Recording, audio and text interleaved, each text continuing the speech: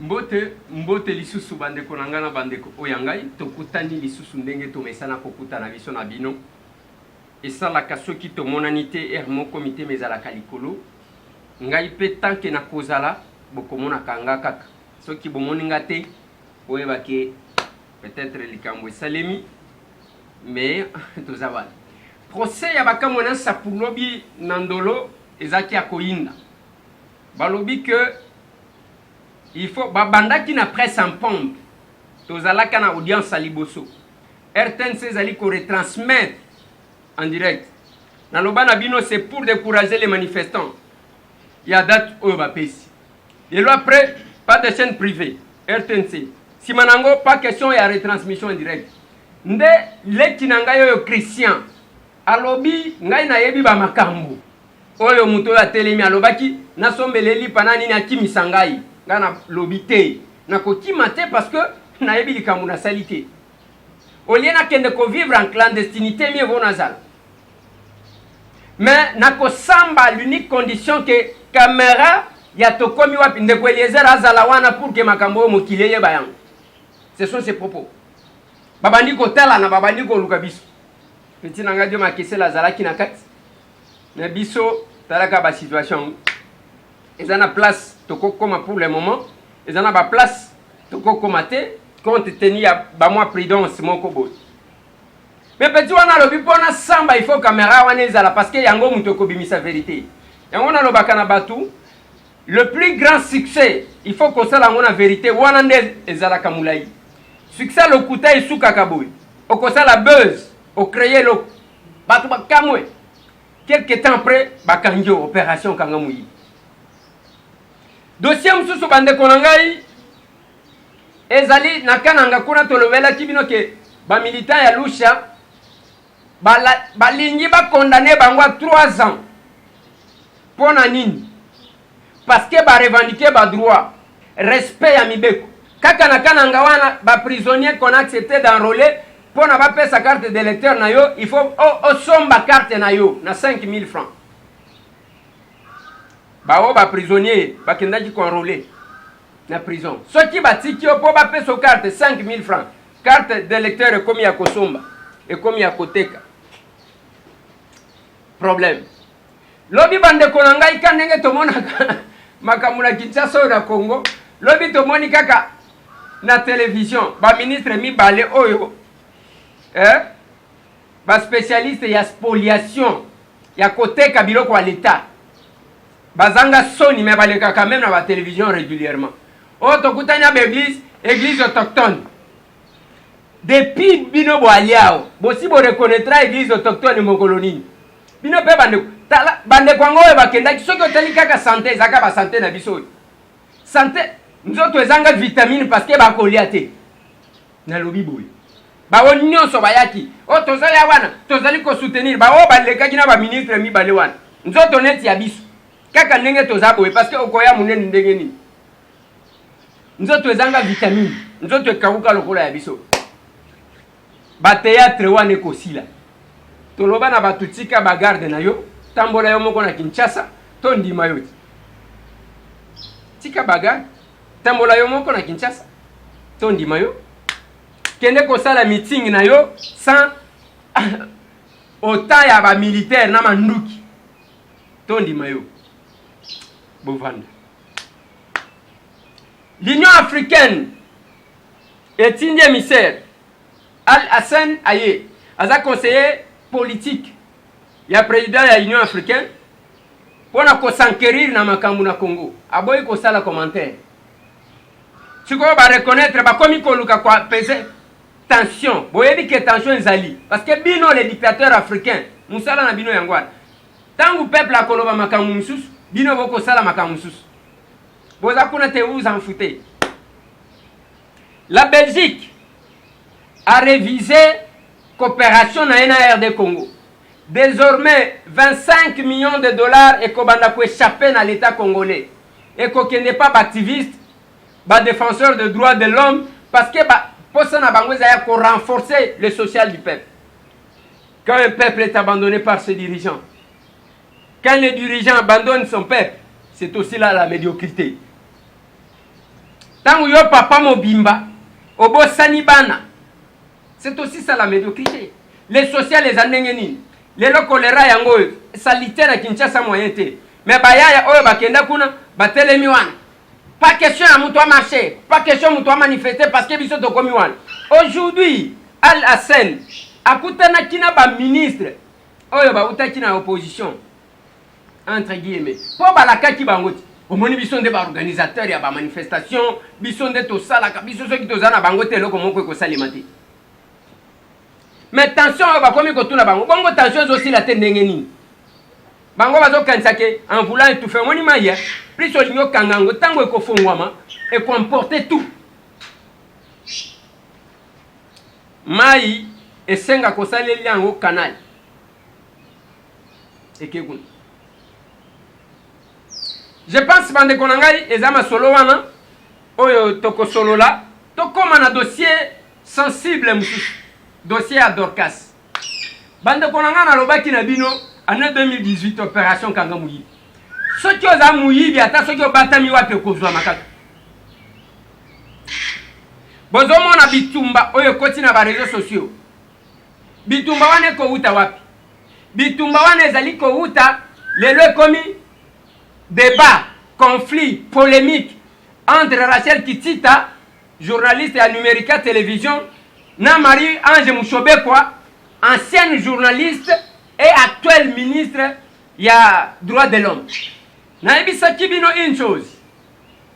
Lokutata soki osali olatisi yango nini ekobima kaka keo ezaloko. Na lobaki Marie-Ange tango aleki pona banda ko expliquer situation. Bomoni azalaki Marie-Ange oyo boyebela na télévision te. Parce que ça va au-delà de la conscience.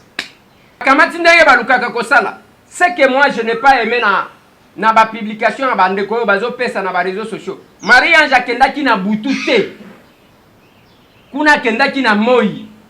Et moi je vous ai dit ce qu'elle a déclaré à sa sortie. Mais lelo ba photo yango wana ebimi. Oyo bango balakaki famille. Balobi na famille ke tokosa lelo komo côté. Ba photo ebimi. C'est Dorcas azan eta wana bazolo bakoma. Kokoma ifala ki soki ezaki test ya pamba. Ya que bayeba soki ba faculté mentale na ye ezali kosala malamu. Bakokaki koloba na ye koma kombo na yo koma kombo ya papa na yo. C'est tout. Bake kuna pona kokomisa mwana na eta oyo azaleli. La famille m'a contacté. Parce que moi, quand je parle avec le mandat de la famille. La famille m'a contacté. De quoi toutes les photos que j'ai reçues. Et ça va publier la famille m'envoie. Tala makambo babani ko bimisa. Que Dorcas na eta wana zaleli akeko pesa batu soki ba merci soki ndengeni. Alors que azana réanimation. Bakekuna, ici, je vais essayer de faire une analyse parce que toza na tranche, il y a quelques minutes de réflexion, d'actualité, d'information. Bande konanga. Ezana mutu azane eta moko ya mabe. Biso to kendaki baboya ki même to poussa na tokota. Au nom de quoi? Bino bokeko kotisa Marie-Ange Mushobekwa parce que ye azali nani? Azali ministre. D'accord. Au nom de quoi vous avez autorisé Bino Baminganga d'abord? Selon déontologie na Bino. Au nom de quoi vous avez autorisé ba filmer moi na wana na état oye azaleli? Au nom de quoi? Kakobanga. Ceux qui bolingi bo critiquer Bino bato liboso. Vous êtes dans votre bozana ba responsabilité na Bino. Mais sikoyo, au nom de quoi autorisé qui ba kota na presse? Ata soki balobi ke tokobomba ba image, siko bozo filmer ngo pona nini? Ba pelisaka mwinda te pona ko chango na sambetu. Bokoti si bango na presse pourquoi? Les deux commis, oh, Mushobekwa, oh, Kitita. Et ça sonne d'abord polémique wana binomi balé. Excellence. C'est maintenant qu'on devrait voir les compétences et les qualités. Ngai tambwe na zolo baboui. Ce qui peut-être il arrivait que toi assumez ma fonction, on marquera l'histoire, ne vous en faites pas. Et je vous promets. Si ça ne va pas, ben on démissionne. Vous allez retenir ça. Les lois comme il y a les bakoti wan. bino baminganga wana boautorisé biso même visite ya pamba oyo basoda na bato misusu boboyaki tozongi bango bakoti banda kokomisa bana mikanda ye moko azokoma na publication na ye Marie-Ange keti amoni mwana wana lembi akomi essoufflé donc ozosalisa mwana eloko na encore jusqu'à ce que mwana na etana ya maladi wana akomi essoufflé. C'est un aveu, ça nécessite un procès ça. Droit de l'homme bolukaki yango wana. Ça nécessite un procès ça. C'est un aveu. Deuxième question. Mutu moko te akoki ko imposer ba minganga pona batinda ba transférer mutu na esika boye. Ça c'est la décision ya ba minganga bango moko. Leur compétence. Bango nde bakoki kotala mutu to tinda ye wapi. Ba yokani na famille, ba proposer famille. Biso tozomona ke bokoki ko kende sika songolo. Mais ah ce n'est pas l'état parce que boyoki ka ke non, ba congolais debout syndicat tindi batukuna, allez pour effacer les traces bino wana. Boke kuna on voilà na ba caméra. Kokanga mwana ba photo pona bosa la buzz. Bola ki sabatu ke bino ndebo yebi ko sala musala. Boke ne ko pesa le chef de l'état on moni biso to kitaki kuna, c'est tout. Et après wana soki olobi ale mukamate pale mubambi pala na chambula raisi, c'est ça. La médiocrité c'est aussi ça. Parce que yo mwana wana soki aza mwana na yo on ne peut okoti jamais ko permettre yango. Moi je connais rigueur ya Marie-Ange Mushobeko. Soki ezalaka mwana na ye mutu akomeka te. Mais loko les amwana ya bato misusu. Eh ben to sala ngona nko parce que tozana bato ba ko kengela biso. C'est le médecin qui décide en concertation avec la famille. Et ça y est, tu peux décider. Mais awa, tant que vous avez et puis vous décidez, vous avez en Afrique du Sud. Afrique du Sud, d'abord, il y a un problème, il y a barrière, il y a langage, il y a langue. Et ça pays anglophone, la famille ne parle pas l'anglais. Beaucoup de bango ba kobanda ko solo na ba médecin ndenge nini et ko luka ba interprète et l'état congolais ndenge boyebi akobanda bobanda kama kambo silisa kango botika kana nzela to yamba mwana oyo akufa misu botindeka na Afrique du Sud wana mwana wana kenda mbongo yaka lisute ti mwana wana akufa misu tout jeune qu'il est l'état congolais asilisa kalikam asala ka ba mativi bobanine bandeli c'est tout après bo abandonner tangu boko abandonner ye la famille bazana bandeko kuna te et le komoko te un pays anglophone et boko décider kaka boye parce que biso toza l'état bibisa passeport umutume cool c'est tout. Et puis boyo kaka soni quand Marie-Ange Mushobeko dit que ils apprennent à soin meilleur ils a soni bo sala la biso ta page tambour battant awa inauguration ya hôpital du cinquantenaire. Bozo koya dialo yango na lobaka un jour bana Équateur bako fundaka régime oyo. Bozo koya dialo lokola kobai bokende ko tester soki ezo simba tata wana kufa. Bolobi bosala makambo nyonso ça ne sert à rien okende poto ya kokende wapi on est souverain toza wana tosala hôpital du cinquantenaire. Mais pona nini chaque jour nazo talaka bande konanga ba journaliste msusu publicité ya hôpital du cinquantenaire. Mais Dorcas c'est yeuse.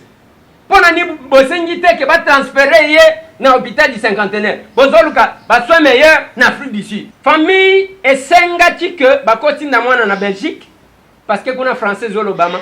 Ba kotinda mwana na France kuna français Obama. Ba kotinda mwana ta na Suisse.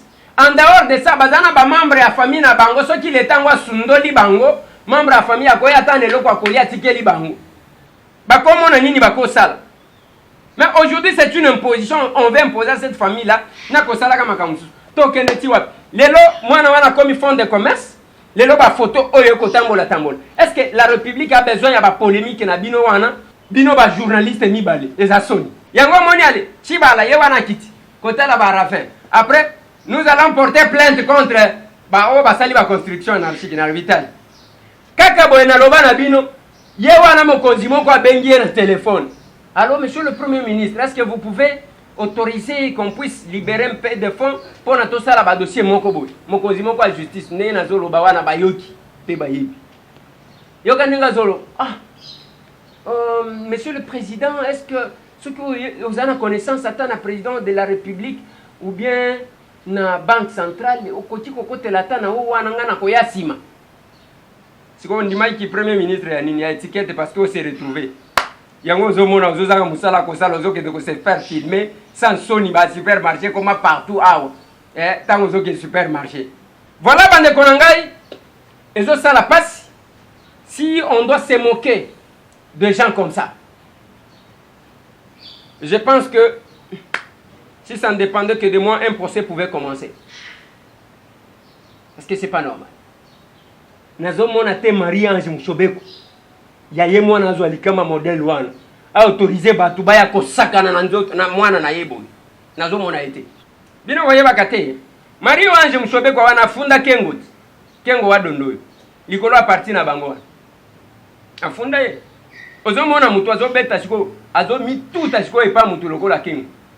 Yango bozomo na tangu tozolo bela médiocrité tokozonga na dossier oyo parce que ba ndeko wana tangu tozolo na yebisa kibino ya lobby excellence ministre ya ITP Thomas Luaka aleki wana o tolingi koteka garte toyekola kisabino kezalo kuta ba document yango oyo quand on propose de construire une nouvelle gare ezakoteka parce que ezotekama et puis boko créer ba embouteillage wana ba mall na bamboka nyonso biso tokei komona ba mall eza éloigné na ville na Dubaï les grands malls ya monde eza na Dubaï ah na Dubaï eza éloigné bato bake ko visiter mall pona nini boko sala ngona ntelete na plateau de Batekete pona nini boko sala ngona nzela ba Kongo te kuna pona nini boko sala ngona monga fulate eloko moko te na moni mall moko na Minneapolis na États-Unis ozolongwa Mall of America okei eza mo musika eza musika kuna ya bino nyonso bolingi ka bo concentrer na Gombe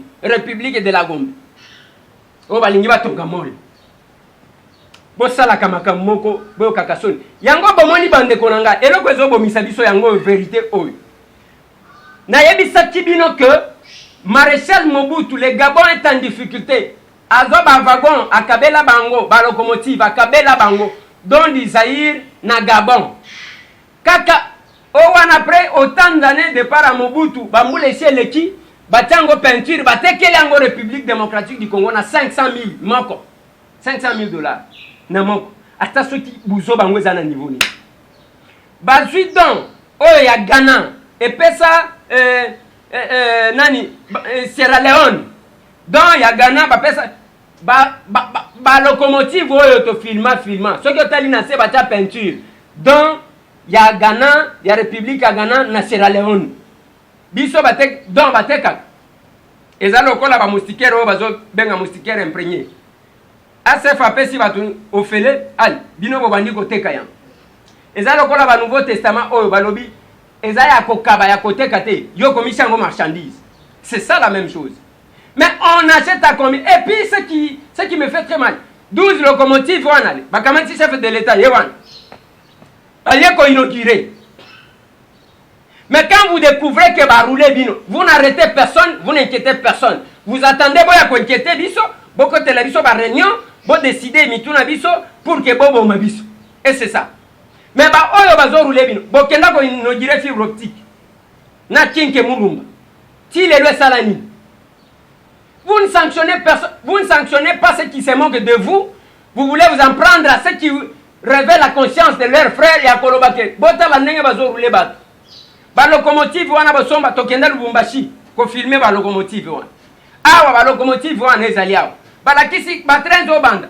Nzokande don ya Ghana ba pesa Sierra Leone. Misusu eza don ya Mobutu, ya Zaïre a pesa Gabon. Akabeli bango quelques années après allez batie peinture bazongi si bino bosombi. Professeur Jean Mbele abengisaki gouvernement oyo. Alobi bozwa réacteur nucléaire oyo. Ngai naza parmi batu beinventer eloko yango. Bozwango fele bakenda kuna balobite biso tolingi kosomba lokola bango bazala mbongo nyonso tu wana cop gare centrale 300 millions de $. Turque Mall et comme Africa Mall Thomas Luaka alinyalo bana batu omoni kozanga soni za makambusu il fallait se taire. Heureusement que ndeko nanga Eric Kambago oyo atuna ke mituna bon peut-être kazaki na ba documenté nakobenga Eric Ambago na lobi lokola bakimaka côté ya ba question. Zwa ba document botuna ye. Est-ce que nous avons toute la documentation? Gare centrale bande ko ezokeni. Soki bokebite. Stade et kokeni. Bakoyebisa bino que nous voulons construire eloko moko cité moderne likolo. Mobutu atika ba cité ya Union africaine, bisika bozali ko mikumisa wana. Atika ba cité Maman Mobutu, atika ba cité verte. Awa siko botiki bokotika nini? Eza compliqué bandeko. Tosuki wana pona lelo. Quelques minutes de réflexion, d'actualité, d'information. Ceux qui te causent à la caca, te copier sa vie.